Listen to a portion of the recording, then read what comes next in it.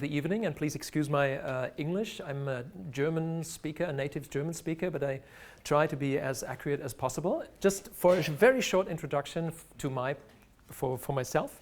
That was my first dive, but it didn't go well.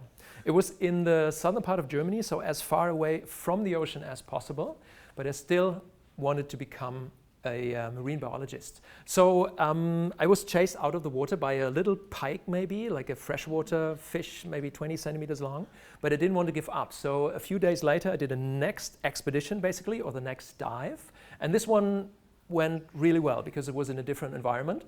And maybe some of you have done the same experience, I don't know. I was so fascinated by this, by being underwater, that I was staring at this rubber plug, you know, it's called rubber plug, yeah, in the bathtub. And my imagination was full of like all these tiny critters, and I was surrounded by dolphins and whales.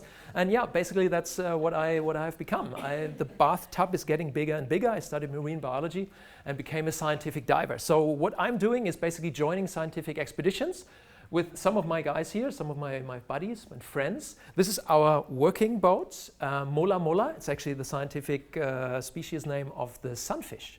In German, we call it actually the moonfish. I don't know where the difference is, but you call it the sunfish. And so sometimes we're joining expeditions on bigger research vessels. We test new equipment that the engineers at the institutions and universities are building.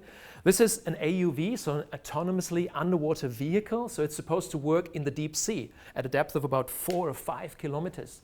But at that depth, nobody can test it. So what we did is actually brought it into the Baltic Sea in shallow water, 10 to 15 meters, where we could actually see what it is doing and how the instruments are working, so we can actually improve the whole machine and bring a feedback towards the engineers. We also have had a submersible called the Jago. It belonged to the Geoma. It's a big institution in the northern part of Germany. And it's always fun to work on research vessels, like deploy these kind of submarines, and I'm always the photographer trying to get the pictures for scientific magazines, but also for the scientists who can basically get more funding if they have nice pictures like those ones. But I'm always happy when I get out into the wilderness, when I can explore remote places, and I want to take you to one of the expeditions that I liked most of last year. So that was in 2024, and it's on the west coast of Greenland. It's called the Fjord, and it's, if you haven't heard of it, no big problem, because I haven't heard of it either before, which is a big surprise, because this fjord features geological and biological phenomena that are unique on the planet. If you go there on the west coast, it's a very shallow fjord, maximum depth about 25 meters. And if you approach here with a little boat, you can already see that there's something growing underwater. It looks like a coral reef, but there are no corals growing in that kind of water because the water temperature is about 2 degrees Celsius, so close to freezing point. There's no tropical corals living there or growing there. Here underwater, you have the columns of the Fjord. It's unique in the world. This is the only place where they grow, and they grow underwater. So you can imagine from the columns that from the slopes I've shown you, like the mountains, there's water coming and basically collecting underneath the fjord, and then you have a fluid rich in minerals that is coming out on the seabed. And when it comes into contact with the cold seawater, it forms those columns. So when you break one in half, after 5 or 10 years, you have a new column. They're growing underwater. And it's an absolutely majestic dive place. And it was the first time I was actually able to see those columns with my own eyes. I brought a little video.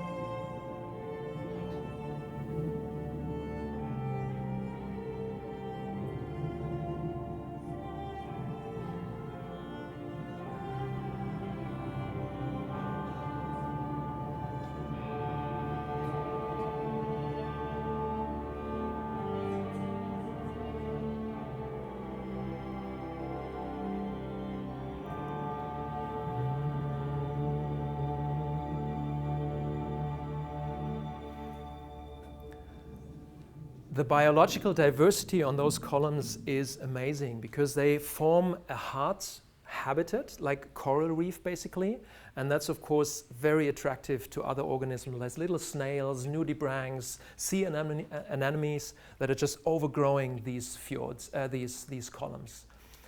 As you can see here, wait a second, let's just go back. As you can see here, it's completely covered in growth. So it is actually kind of a reef, which makes it so interesting for biologists all over the world. But there's only maybe 25 people not living there, but just going there every year to do more science on these amazing places.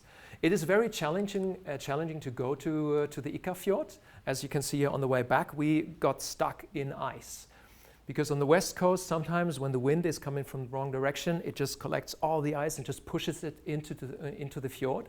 So we had to get all the equipment, like about 1.5 ton, on the ice floe, then from there onto to the rocks, and brought all the equipment over the island into a different fjord, where another boat that was basically going around this thick ice pack picked us up again.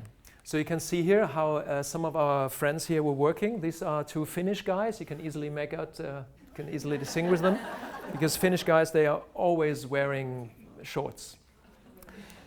So it was quite a challenge. So that's what I like. You can basically push me or just throw me in any ocean, in any kind of conditions, in the muddy Baltic, in the muddy North Sea. That's where I live and where I work.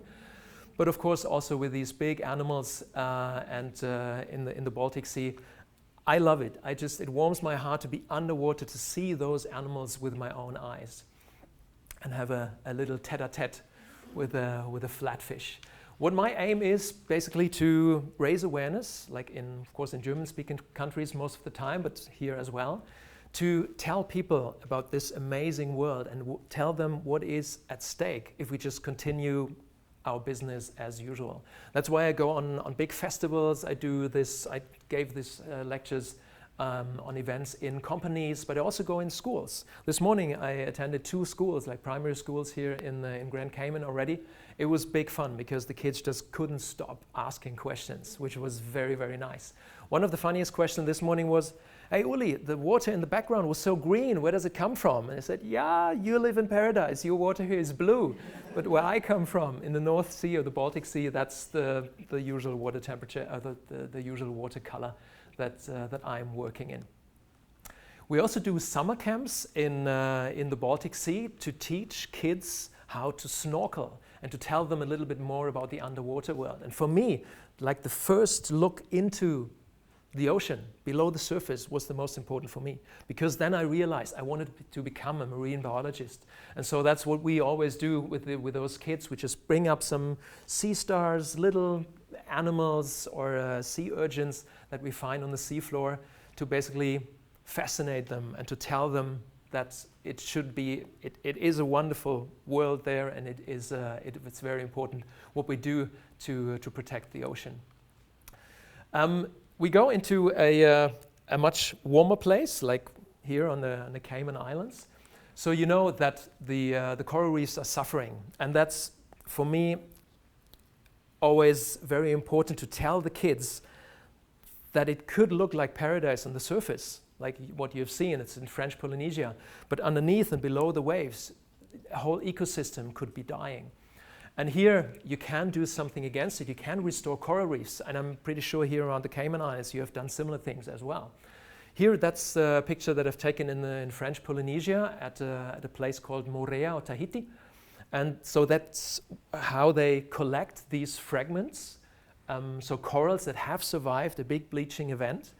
And then they let them grow until they're really big, break them again into pieces and fragment them, and then they put them back again into a coral reef, which is a very challenging and tedious work, because you have to glue with this kind of an underwater glue any single fragment. You have to put it back on a coral reef, and it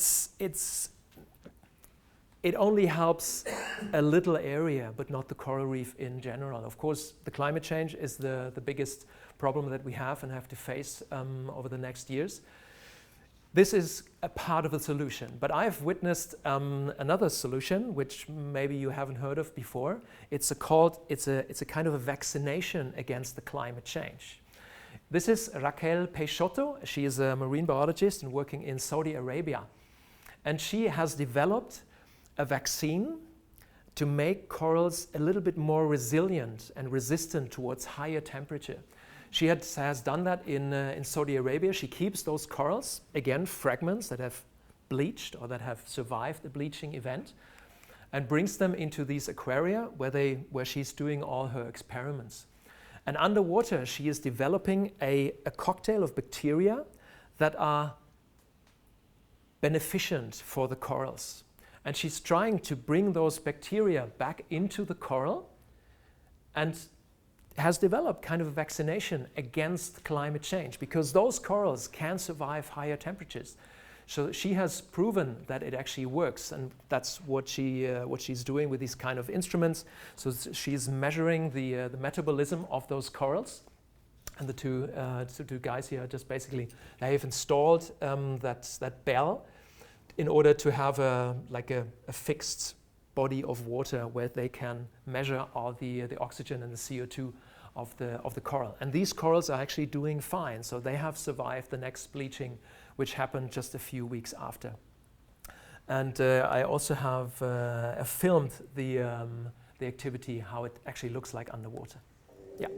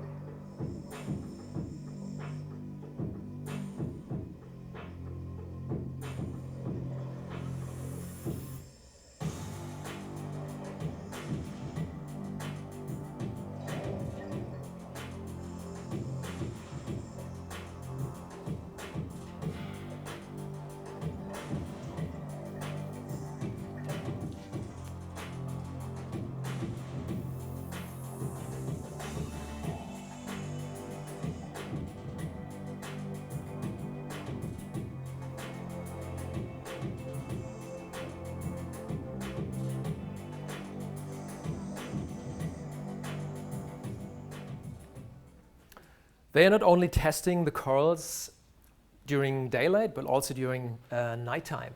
And this instrument, it measures the fluorescence, so the reflection of light. Then this is an indicator how healthy a coral actually is. And in this case, it works really well underwater in the nighttime. So that's how we hope to basically scale it up and to vaccine and how do you call it? To spread out more of this helpful bacteria among coral reefs to make it more resilient against the climate change. We're back in Europe here, so that's the UK, and here we have Denmark, and here below there's Germany. So we don't have corals, but we can also restore very important ecosystems in and where I live. This is the northern part of Germany, so it's very flat. But as you can see here, there's these dark patches. It's not corals, but it's seagrass meadows. So you can see that it's a very important ecosystem that we have. It also shows a high diversity of life, different sea stars, a variety of nudibranch. It's a nursery. It's a place, a nursery for young fish. When they're young, they live inside, and then they move out into the open ocean, into the open Baltic Sea. What we were trying is to restore seagrass meadows because they are declining in the Baltic Sea. We don't know exactly why.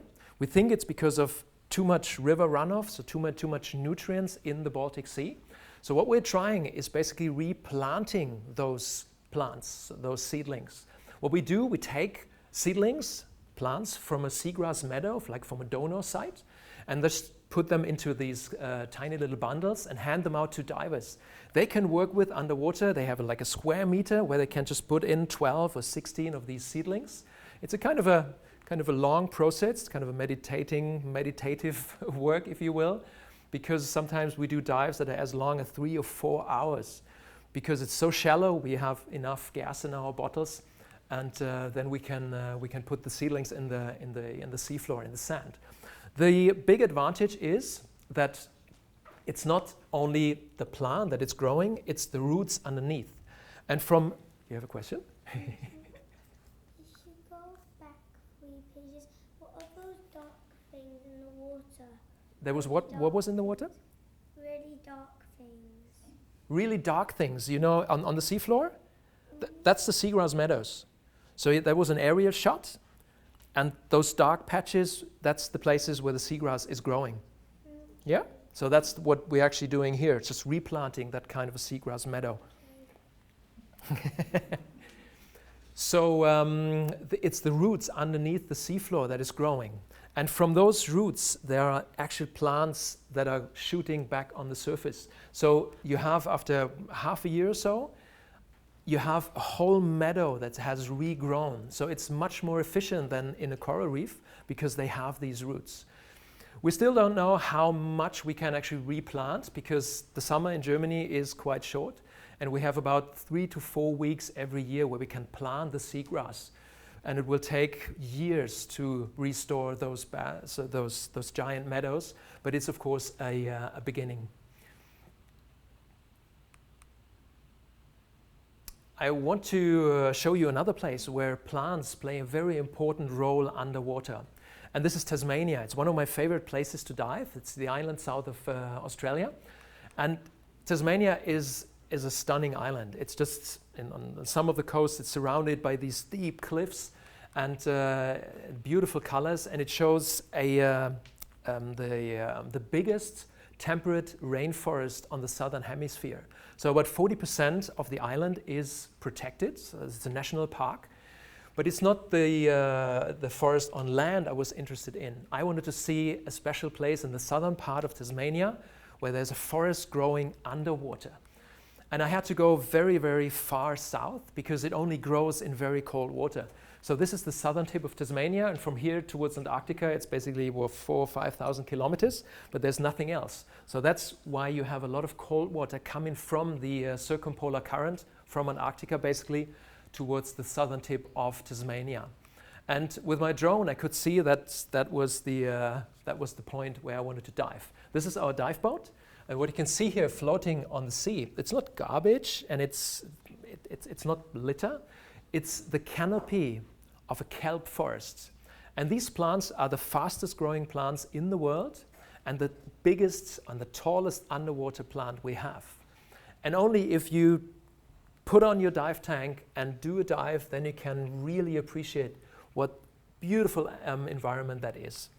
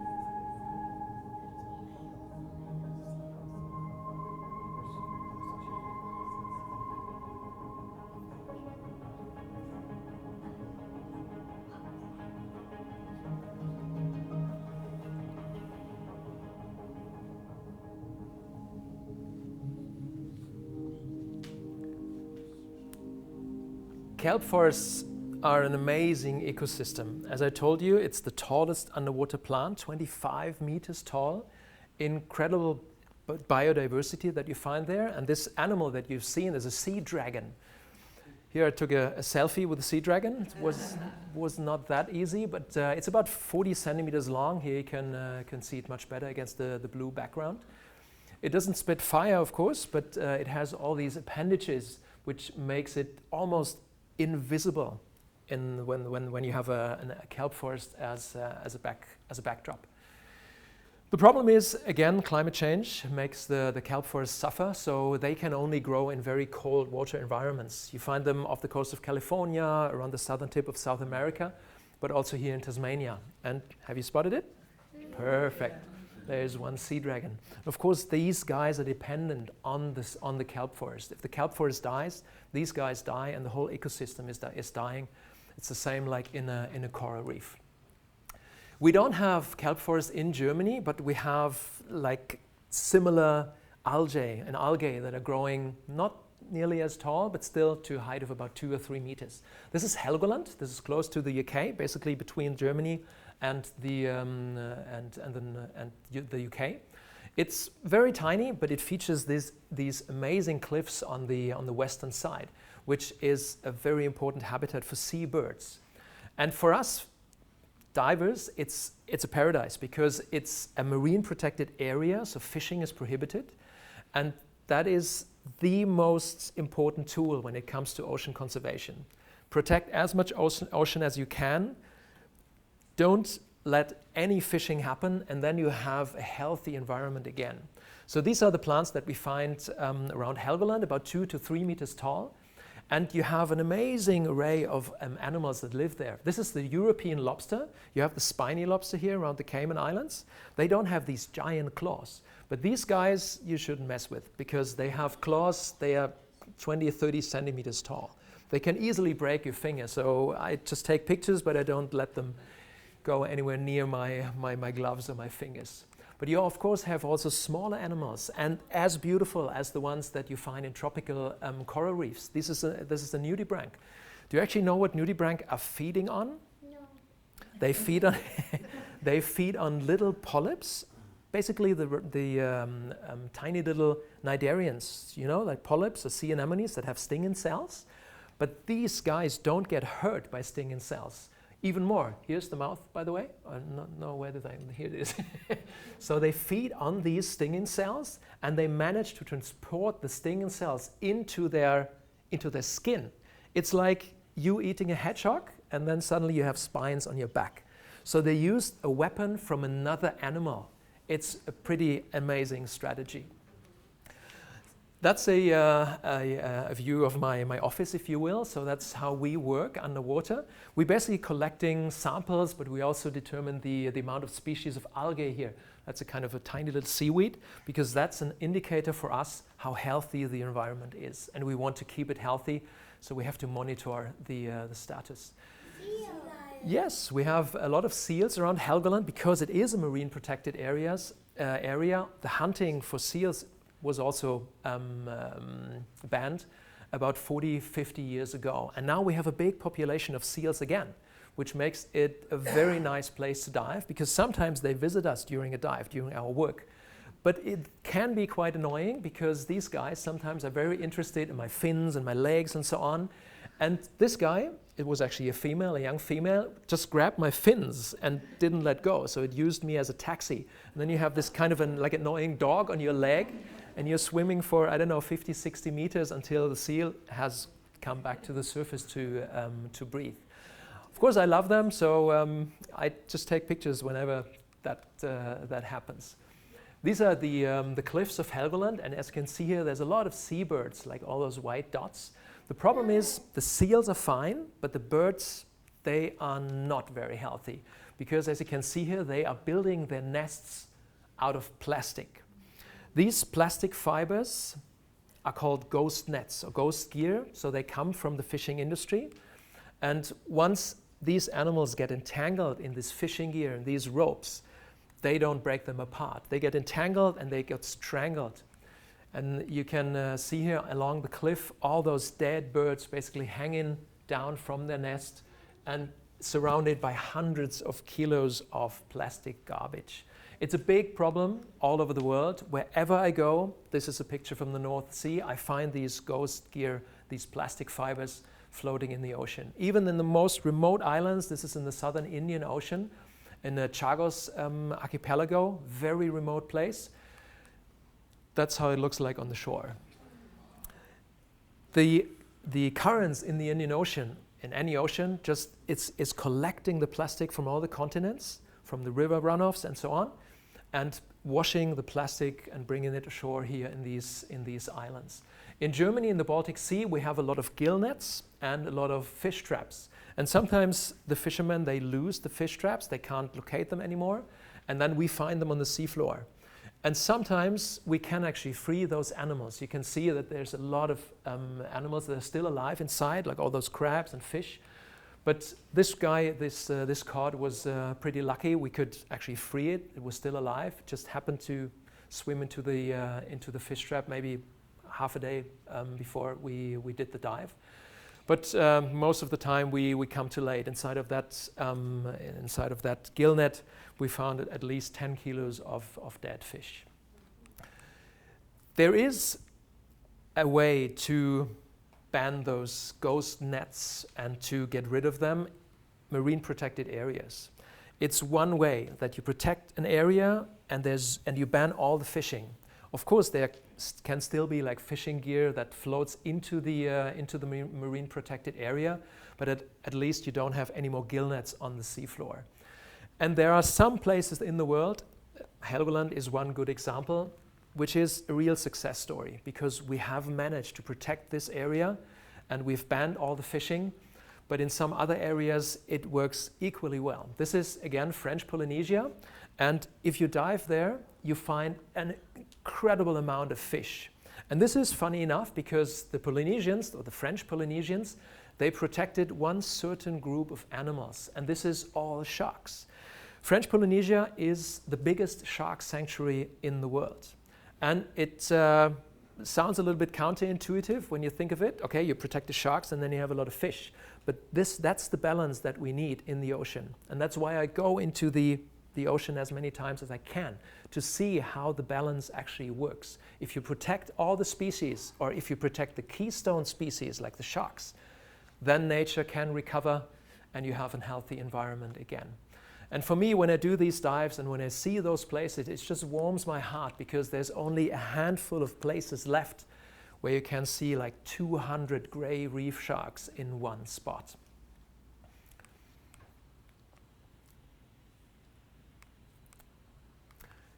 We are not only working in the open ocean, but to train for an overhead environment, and I'm going to tell you why we needed to train that. We're also doing cave dives. And caves are very important as an archaeological treasure chamber, but also as a connection between the inland and the ocean. So they have quite an influence on the life of corals as well. This is a picture that I took in Yucatan, and it's pretty amazing. For me, cave diving is an entrance into another universe. This is a cenote, so a tiny little pond on the surface, like in the jungle.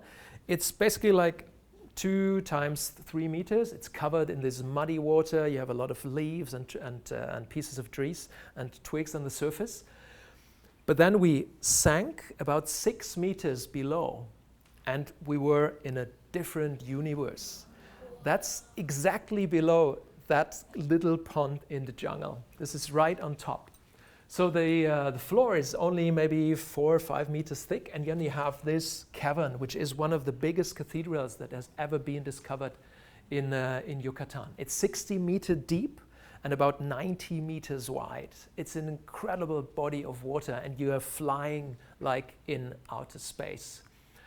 Other places, like on the Bahamas, are a bit smaller, but equally beautifully decorated with these columns and stalactites and stalagmites. But we also find a lot of archaeological remains in those caves. In Yucatan, it was the Maya people who lived there, who are still living there, but they don't have this high culture anymore. And they were basically throwing in all kind of pottery and jewelry into the cave that we can explore today. This was a cave that was used as a cemetery. So we found about 125 skeletons in there. And we used a tiny little bit of the bone to be able to date those skeletons. And we found out that they are about 1,800 years old. And they are well preserved on basically on the floor of one of those caves. The caves, as I said, they are very important as a connection between inland and the outer ocean, especially in areas that are so heavily used by and visited by tourists, like here on the Riviera Maya in Yucatan. The problem is the people are polluting their own environment. If there's hotels and cities here, they put a hole in the ground and just lead the gray water and the black water into the caves, into the cenotes. This is the only place where you have fresh water until today. There are no rivers in Yucatan. And then through those caves, the water, the dirt water, is basically going out into the ocean and influencing the corals outside.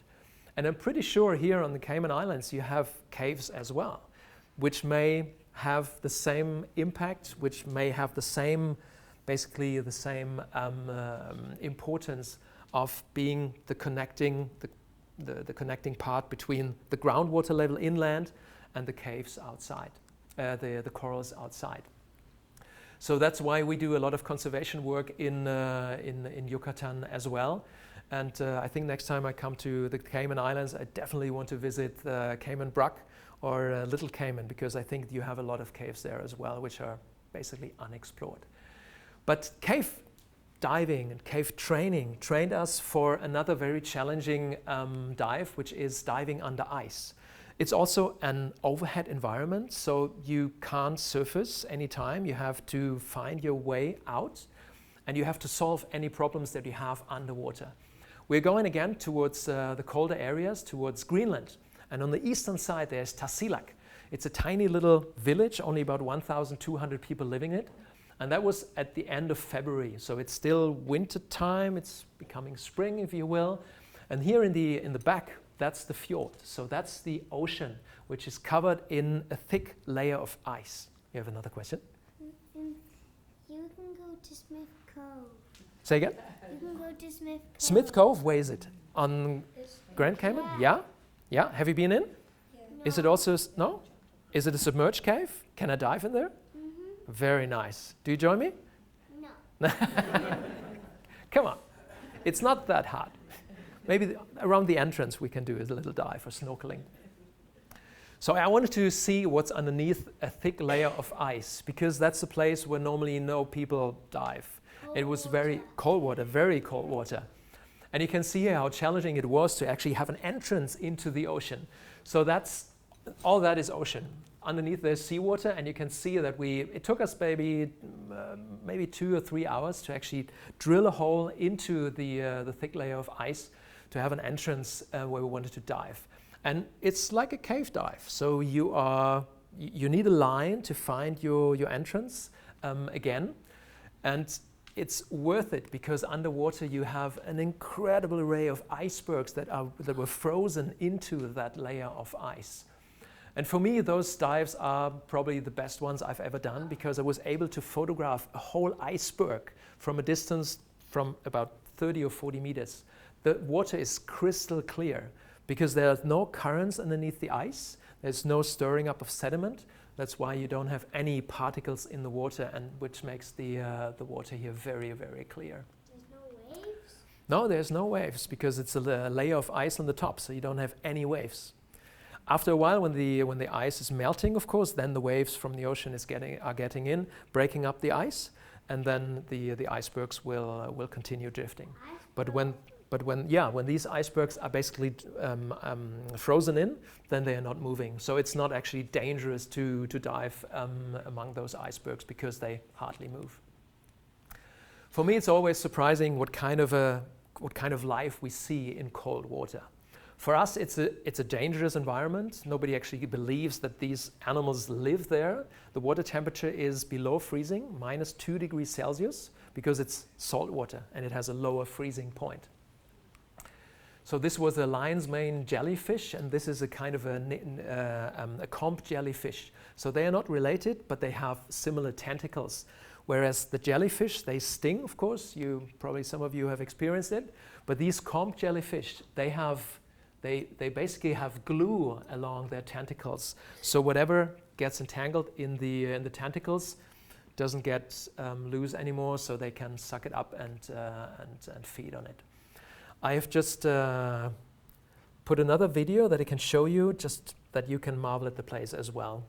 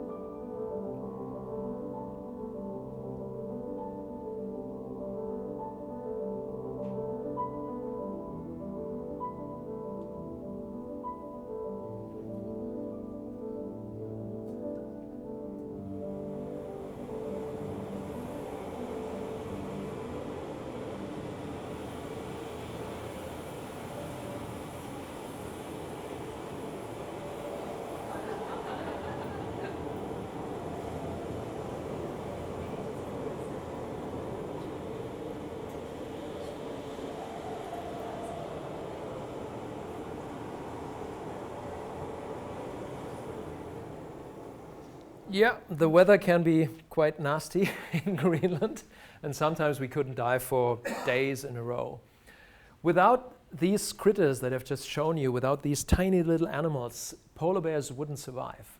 On land, it's not a very productive ecosystem. You don't have plants, you don't have trees. Everything that a polar bear eats has to come out of the ocean. And you can easily see the food chain. So the tiny little ones on the beginning, and then they get eaten by fish. Fish get eaten by seals. And of course, that's where the polar bears feed on thick ice. The problem is, of course, due to climate change, the ice is melting. The Arctic is the place that has warmed up like 5 or 6 times as fast as any other place in the ocean and on the planet. So the ice is melting at a rapid pace. And that's a big problem, of course, for the polar bears, because they won't find any more food if they can't eat seals.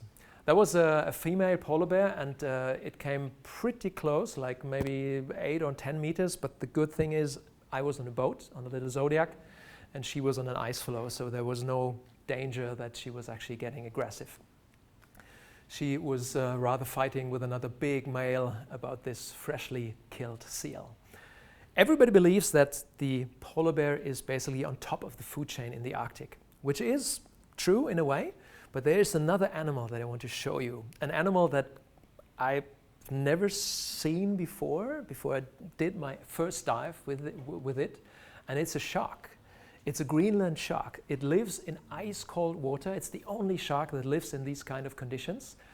It lives normally in the deep sea, but every now and then they come up to the surface to hunt. Maybe they hunt seals, but scientists have also found Greenland sharks with parts of a polar bear inside of their stomach. How they hunt, we don't know, because my experience was that these are the most sluggish animals that I've ever seen. They hardly move. Sometimes they was just lying on the seafloor, and then after half an hour they started to wiggle their tail and then basically disappeared into the abyss again. It's one of the biggest sharks we have on the planet. It grows as long as maybe 5 or 6 meters, so as long as a fully grown white shark. But what we know from all the scientists that are working with these animals, that it is the vertebrate with the longest lifespan on the planet. They grow 1 centimeter a year. So an animal that is 5 meters long is probably 500 years old. Maybe that's why they move so sluggish, I have no idea. But if you want to be that old, maybe just move to a colder place or just try to be very, very quiet and move very, very, very slowly. That's why I do these dives, because I'm always surprised of the diversity that I find in some areas. And it's sometimes the colder or the cold waters where I'm surprised the most.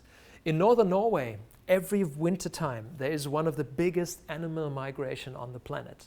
There's hundreds of orcas coming together to hunt the herring. And the herring, that's probably the biggest migration. It's like some of the shoals are hundreds of meters across. And of course, that's a nice food source for the orcas, but also for the humpback whales. And it took me several weeks, almost a month, to get a decent shot of the orcas underwater, because the conditions in northern Norway in the wintertime, they are very harsh. You can't see anything. It's getting dark at 2 o'clock in the afternoon. But these are the conditions in the morning. You normally have a snowstorm, and then you have to load the boat, you have to load your diving equipment, and before you even start, you're completely covered in snow. The best strategy that I was following was being towed behind a sailboat in a tiny little Zodiac. This was the perfect platform for me to get into the water and, of course, out of the water in a few seconds, if you will. If I had taken a bigger boat, that would have taken me like minutes, and of course the orcas would have gone already. And this was the best way, and I worked like this for several days in a row to get close to these amazing predators in the open ocean and to get shots of them hunting herring. So this orca is just pushing into a shoal of herring, and they stun them with their tail, and then they pick them out of the water one by one. I also wanted to get a decent shot of a humpback whale. The problem was that as soon as the orcas were hunting, the herring around me took me as maybe they wanted to have shelter behind my back. So I was surrounded by herring. And then I was thinking about and decided, okay, now that's time. That's where I got the food, where I became the food. And but that was the best option for me to get a close picture of the animals and the orcas that you've seen. And at one moment I felt like a big surge, like a big wave crashing on top of me. And the skipper of the boat I was sailing with, he continued taking pictures of me while I was snorkeling and freediving in the water. And he took a picture that I still can't believe, because I now know what that wave was, where it was coming from. You see that tiny little head? That's me. And I was almost swallowed by maybe a humpback whale on the left side. There were 3 humpback whales. This is the one that I saw, because there was a little gap in between the herrings, but I haven't seen those 2 coming. I don't know if they see me. The orcas, I'm pretty sure they do, because they have these sonar organs, so they can do echolocation. They definitely find, they can see me. But the humpback whales, I have no idea. So I was almost swallowed by a humpback whale. Maybe next year I do it again. Maybe I get swallowed by a humpback whale. But I will always do that again, because that what makes me feel connected with nature. That's the moments when I realize what really drives those animals, those ecosystems in the world. And so I have just to say, if you haven't done it before, just take on your dive mask. I'm pretty sure most of you have done it already. And go to warmer places, colder places, temperate places. I don't care, and you shouldn't care, because in every single ocean you find an amazing array of wildlife, and we just have to preserve it because these guys make our life possible. So, thank you very much.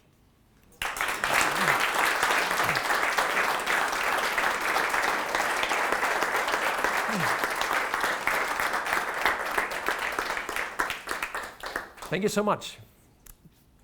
Do you have any questions, maybe? Yeah, there's one. Have you seen a shark tornado? Shark tornado? Have you seen it? It's a pretty funny movie where sharks are getting washed ashore by a giant tornado, right? No. No? It's like a lot of reef sharks in one place. Yeah, but they are inside a hurricane, right? And then they get washed on land. No. They're raining down. That's Sharknado. No? Then I haven't seen it, sorry. Yes? Is there anywhere that you haven't yet dived that is an ambition of yours to do? You mean like a bucket list? Yes. No, I don't have a bucket list because I think it would make me unhappy, because I'm sure that I will never be able to see all the places. And the places that I've seen, of course, I'm very happy that I've seen those places, but it's still like a tiny part of all the oceans. So I still have to continue diving and see those places. And as you have seen, I'm happy in the Baltic Sea in the mud, as well as in the middle of 200 reef sharks. Yeah, that makes me happy. Yeah. Did you see the orca when you were surrounded by the fish? I've seen some of the orcas, because once the orcas are basically pushing into the shoaler in the school of herring, the herrings just swim apart. And that was the moment when I got the best footage, actually. Yeah. Yeah. What's your scariest moment? What's my scariest moment? When I'm dumb enough to do stupid things. So I got nitrogen narcosis. You know, that happens when you dive too deep on air, when you just have compressed air in your tank.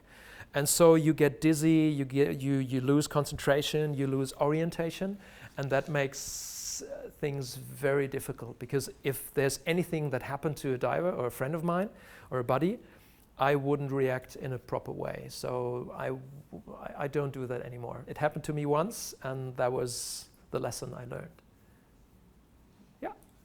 What was your scariest moment with like one of the predators of sea animals? The scariest moments with predators?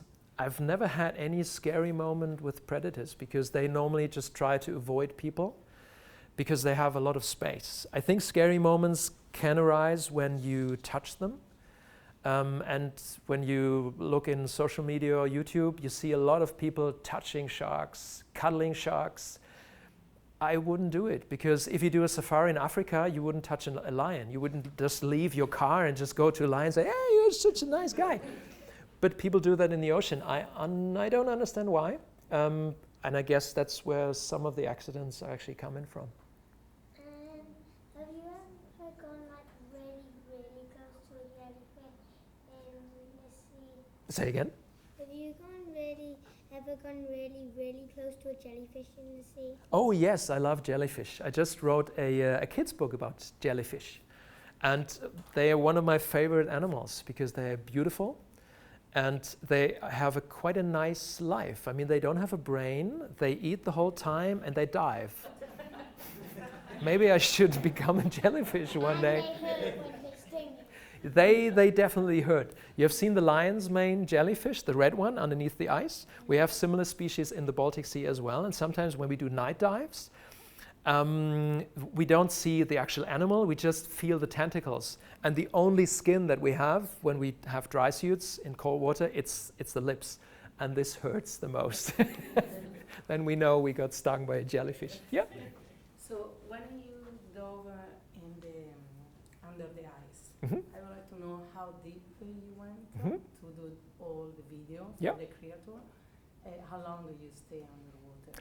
The question was about the how long I stayed underwater when I was diving under ice, and how deep I went. Right. The problem is when you have an open, like when you have a normal scuba tank, the deeper you go, the more likely it is that your regulators are free flowing and freezing.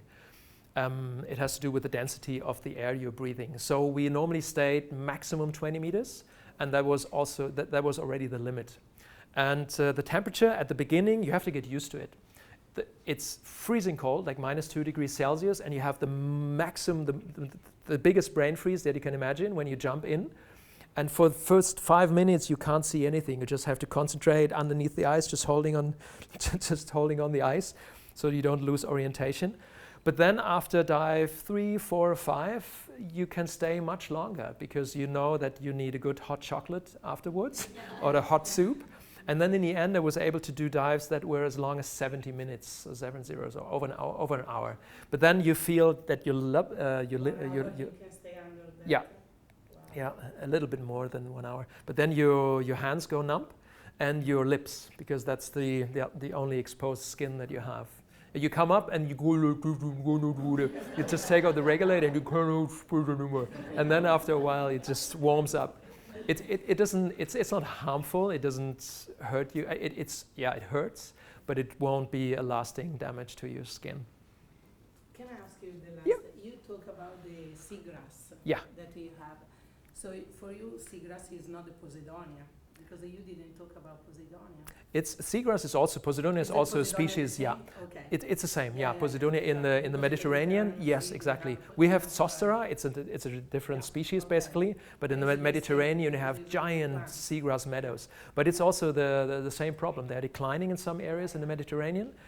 Sometimes because sailors put their anchor in the seagrass and just rip out big chunks of seagrass, but also because of climate change, because they can live in warm water. You have them here as well. You have species here, but at a certain level for Posidonia and the one that we have in the Baltic Sea, there's a limit. So then they die off. Yes, please. Do you have any plans for the next one? Do I have any plans for the next dive? Yeah, for the next ones, the new ones. When I come back? Oh, what do you say? You're still diving, obviously. Yes. Which ones do you want to go to next? Okay, like a dive site or a dive spot. I'm also working as a host for a German TV series called Terra X, and we want to go to Japan again next year because it's a very interesting dive site, or basically dive location. We did a whole documentary about the tuna industry in Japan and the Mediterranean as well. So I know some of the dive sites in Japan that I want to visit again to get more footage and to tell other stories around this country. Have you watched the Netflix series All the Sharks? All the sharks? Yeah. No. Yeah, Man, it's about sharks. I should watch more Netflix series. Is that where they also screen Sharknado? Yeah, and when they go to Tokyo on my youth trip. Yeah, in Tokyo? I know that in the southern part of Japan they have big schools of hammerheads. Yeah. Yeah, massive schools, and that's what I would like to see, but it's very hard because it's shark. yeah. That's my favorite kind of shark. The hammerhead? Yeah, they're amazing. You seen them here sometimes? No. Yeah, I think it has become a rare species. You have a question? Mm-hmm. Have you ever seen a lionfish eat another fish? See a lionfish? Yeah. Yes, I've seen lots of lionfish. Like as in, have you ever seen one eat another fish? Yeah. If you do night dives and basically illuminate the whole place, then they can see their prey much better. So then you can actually see that they are following your light, and whatever you point at, they're just going to grab it. Yep. Pardon me if you mentioned it during it, but very, very early on, you were talking about the fjord and the columns. Yeah. I didn't grasp how those are forming. Is that Yeah. geological Yeah. or a biological or a Yeah, combination? sorry. It's a geological process. So you have meltwater that basically flows underneath the seabed, and it gets rich in minerals on its way. So a lot of like calcite and aragonite. And then it comes out underneath the seafloor, forming kind of fluid. You can actually see it. You can see it coming out of the seafloor. And the seafloor is completely muddy. But whenever this fluid comes into contact with this ice cold water, the minerals are precipitating. Is that the right word? And so you have the formation of a column, and it grows higher and higher until it reaches the surface. Kind of like a stalagmite. Yeah, basically, but a much, much faster growing stalagmite. Yeah. And then they get overgrown by the biological, by species, or kind of species. Yes? When did you first start diving? I started diving in quarries, like in freshwater lakes, in freshwater lakes in Germany. When? When? 35 years ago, when I was 14. Yeah, long time ago. I'm not young. I might look like I'm young, but excellent. So Because you go underwater. You look young. I try to take the Greenland shark as an example. I think diving in cold water, maybe, I don't know, it's a conservation process, basically, yeah. I try to move very sluggish, but sometimes that helps too. So thank you very much for visiting us, and I hope you have a nice evening, and maybe see you on, I don't know, Saturday? School, In school, tomorrow, maybe. or next time I come here. Great. Thank you very much.